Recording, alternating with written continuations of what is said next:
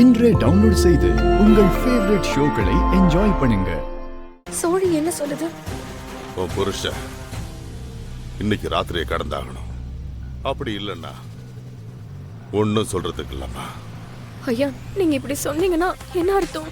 ஓ கண்ணு முன்னாடியே உனக்காக வேண்டிக்கிட்டு 3 தடவை உருட்டின. அதுல வந்த பலனை தான் சொல்றேன். இத மறைக்கிறதுக்கு ரொம்ப நேரம் ஆகாது. ஆனா அவன் புருஷனுக்கு உயிர் ஆபத்து இருக்கு.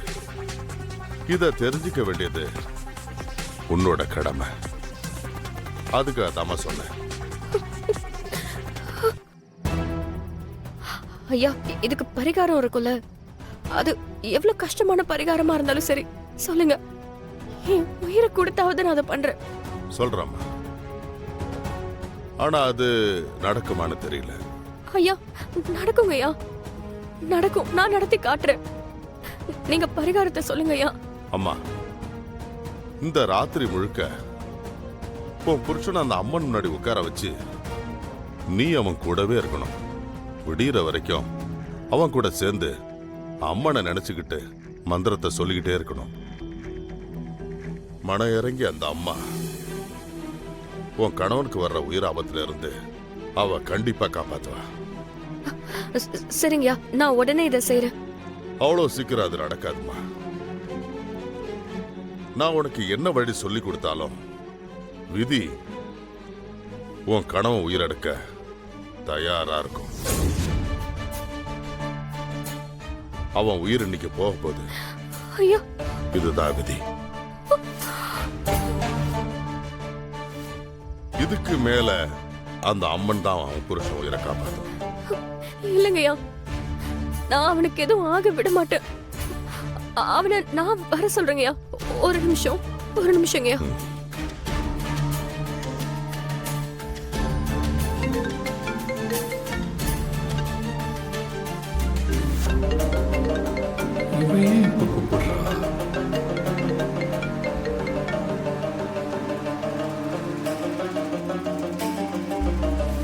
இப்போ எங்கே இருக்க என்ன ஏதுன்னு கேட்டால் நான் இப்போ உண்மையை சொல்ல வேண்டியது வரும்.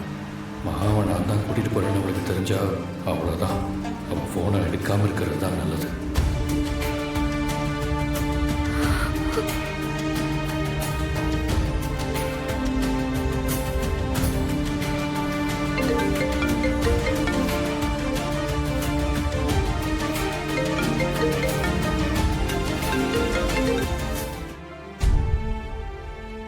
என்னப்பா, உன் புருஷன் போன் எடுக்கலையா?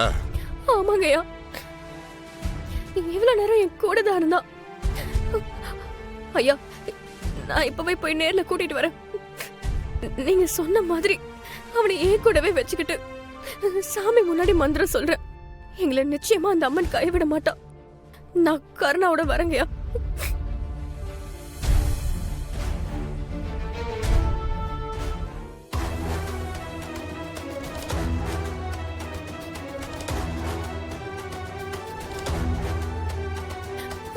எங்க போனா இந்த கருணா?